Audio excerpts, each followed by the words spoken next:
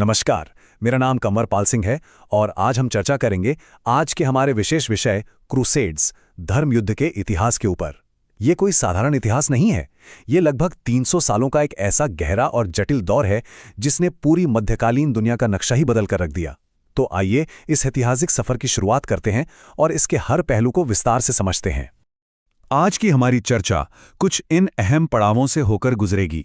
हम शुरुआत करेंगे धर्मयुद्ध की पृष्ठभूमि और उसके कारणों से। फिर देखेंगे प्रथम धर्मयुद्ध का सफर, सलाउद्दीन का उदय और तीसरा धर्मयुद्ध। इसके बाद हम चौथे युद्ध और उस दुखद बाल धर्मयुद्ध पर बात करेंगे। अंत में समझेंगे कि इन धर्मयुद्धों का पतन कैसे हुआ और इन सब का पूरी दुनिया के इतिहास पर क्या असर पड़ा। पहला खंड, धर्मयुद्ध की पृष्ठभूमि और कारण। आखिर वो क्या चिंगारी थी जिसने इतने विशाल ऐतिहासिक संघर्षों को जन्म दे दिया? आइए समझते हैं। क्रूसेड, या जिसे हम धर्मयुद्ध कहते हैं, दरअसल मध्यकाल में लैटिन चर्च द्वारा शुरू किए गए युद्धों की एक बहुत लंबी श्रृंखला थी। इसका मुख्य मकसद था पवित्र भूमि यानी यरूशलेम को वापस पाना। लेकिन यहाँ एक बहुत बड़ा वैचारिक पहलू था, इंडल्जेंस यानी पापों की क्षमा। चर्च ने लोगों को ये विश्वास दिलाया कि इस पवित्र युद्ध में हिस्सा लेने से उनके सारे पाप धुल जाएंगे। बस इसी एक विचार ने आम जनता को हथियारों के साथ यरूशलेम की ओर कूच करने के लिए प्रेरित कर दिया। अगर हम ऐतिहासिक घटनाक्रम को देखें तो 1076 ईस्वी में सेल्जुक तुर्कों ने यरूशलेम पर अधिकार कर लिया था। इस एक घटना ने पूरे यूरोप में खलबली मचा दी।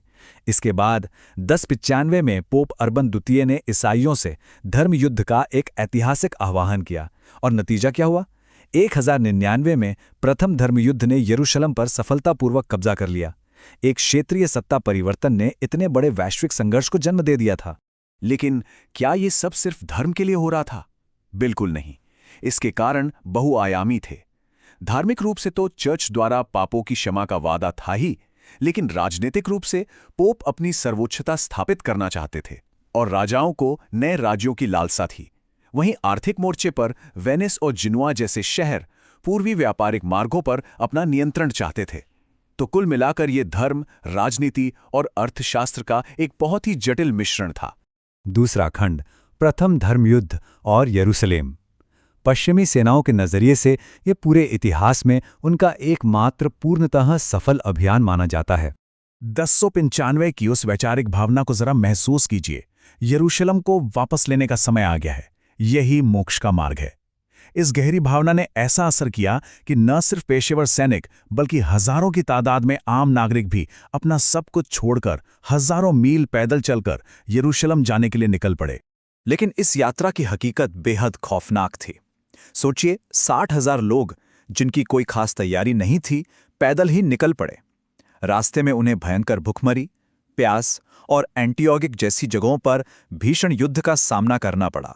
और अंततः 1099 में जब उन्होंने यरूशलेम पर कब्जा किया तो वो कोई शांतिपूर्ण जीत नहीं थी, बल्कि एक बेहद क्रूर और हिंसक कब्जा था जहां भारी रक्तपात मचाया गया। इस जीत के बाद क्या हुआ?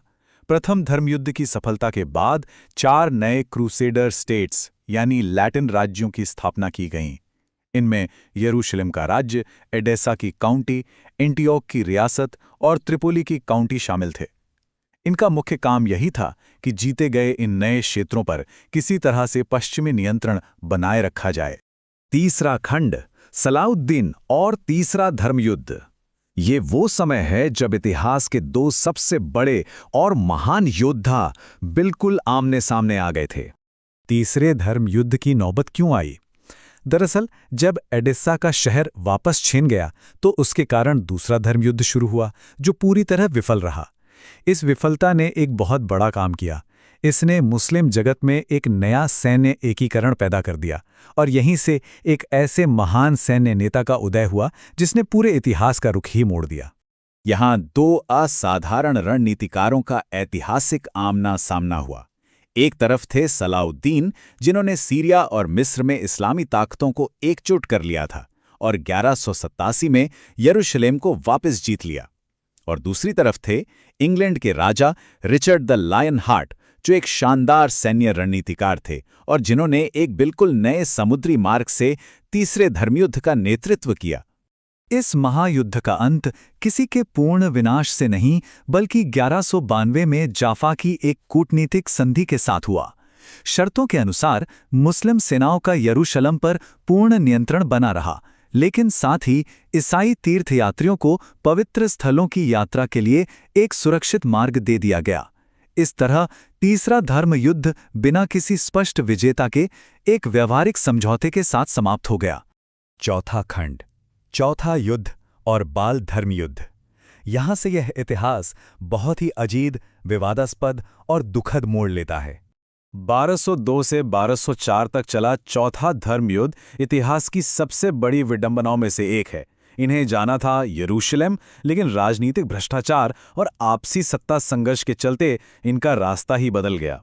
पवित्र भूमि के लिए लड़ने के बजाय इन पश्चिमी सेनाओं ने बिजेंटिन साम्राज्य की राजधानी यानी ईसाइयों के ही शहर कॉन्स्टेंटिनोपल पर हमला कर दिया और उसे बुरी तरह लूट लिया। इसके बाद आता है 1212 का बाल धर्म युद्ध। ये एक ऐसा आंदोलन था जिसे सोचकर ही रोंगटे खड़े हो जाते हैं। ये इस अंधविश्वास पर आधारित था कि कोई सेना नहीं बल्कि बच्चों की निर्दोषता की शक्ति और ईश्वरीय चमत्कार यरूशलेम को जीत लेगा। फ्रांस के स्टीफन और जर्मनी के निकोलस जैसे युवाओं ने हजारों बच्चों को इस राह पर धकेल दिया। इसके परिणाम हृदय विदारक थे। पवित्र भूमि में कोई वास्तविक युद्ध तो दूर की बात है, वे वहां तक पहुंच ही नहीं पाए। हजारों मासूम बच्चों की रास्ते में ही भूख, थकान और बीमारी से तड़प तड़प कर जान चली गई, और जो बदकिस्मत बच गए उन्हें उत्तरी अफ्रीका में दास के रूप में बेच दिया गया। ये यकीनन इस युग के सबसे काले और अंधकारमय अध्यायों में से एक है। पांचवा खंड, धर्मयुद्ध का पतन। ये वो दौर था जब मध्य पूर्व में अपनी उपस्थिति बनाए रखने के पश्चिमी प्रयास पूरी तरह से दम तोड़ने लगे थे। अंतिम अभियानों पर एक नजर डालें तो हालात काफी खराब थे। पांचवें युद्ध में मिस्र का अभियान नील नदी की बाढ़ में ही डूब गया और विफल रहा। छठे युद्ध में कूटनीति के जरिए थोड़ी बहुत सफलता मिली, लेकिन सातवें और आठवें धर्मयुद्ध पूरी तरह से फ्लॉप रहे। यहां तक कि किंग लुई नौवे को बंदी बना लिया गया और बाद में उनकी मृत्यु हो गई। नई मामालुक राजवंश की ताकत के सामने अब पश्चिमी सेनाएं बिल्कुल टिक नहीं पा रही थीं। और फिर आता है वर्ष 1291। ये वो साल है जब एकर का पतन हुआ, जो उस क्षेत्र में ईसाइयों का अंतिम बड़ा गढ़ था, और इसी के साथ पवित्र भूमि में धर्म युद्धों का आधिकारिक रूप से हमेशा के लिए अंत हो गया। छठा और अंतिम खंड, विश्व इतिहास पर प्रभाव। युद्ध के मैदान शांत हो गए थे, लेकिन इन संघर्षों ने दुनिया पर जो असर छोड़ा वो बहुत गहरा था। यूरोप पर इसका असर बड़ा दिलचस्प रहा। विडंबना देखिए कि सैन्य स्तर पर विफल होने के बावजूद इन युद्धों ने यूरोप के आधुनिकीकरण की नींव रख दी। युद्धों में सामंतों के मारे जाने से सामंतवाद का पतन हुआ और राजाओं की शक्ति मजबूत हुई। अरबों के संपर्क में आने से उन्नत विज्ञान, गणित और वास्तुकला का ज्ञान यूरोप पहुंचा, और सबसे बड़ी बात, बढ़ता हुआ व्यापार। इसी व्यापार ने शहरों को समृद्ध किया और यूरोप को रेनेसा यानी पुनर्जागरण के युग में धकेल दिया। वहीं अरब जगत और वैश्विक अर्थव्यवस्था पर भी इसका असर जबरदस्त था। इस्लामी दुनिया में एक बड़ा सैन्य एकीकरण देखने को मिला। पूर्व और पश्चिम के बीच अविश्वास की एक ऐसी गहरी खाई बन गई जिसके निशान आज भी महसूस किए जा सकते हैं। आर्थिक मोर्चे पर यूरोप में मसाले और रेशम जैसी पूर्वी वस्तुओं की भूख इतनी बढ़ गई कि आगे चलकर वास्को डी गामा जैसे खोजकर्ताओं को नए समुद्री मार्ग खोजने ही पड़े। तो अंत में एक बड़ा सवाल हमारे सामने खड़ा होता है, कैसे असफल सैन्य अभियानों की एक श्रृंखला ने अनजाने में ही सही आधुनिक विश्व की नींव रख दी। ये इतिहास का एक ऐसा पहलू है जो सचमुच हमें सोचने पर मजबूर करता है। आशा है कि यह चर्चा आपके लिए मददगार रही होगी। अगर आपको यह वीडियो पसंद आया तो इसे लाइक और शेयर करें और हमारे चैनल को सब्सक्राइब करना ना भूलें।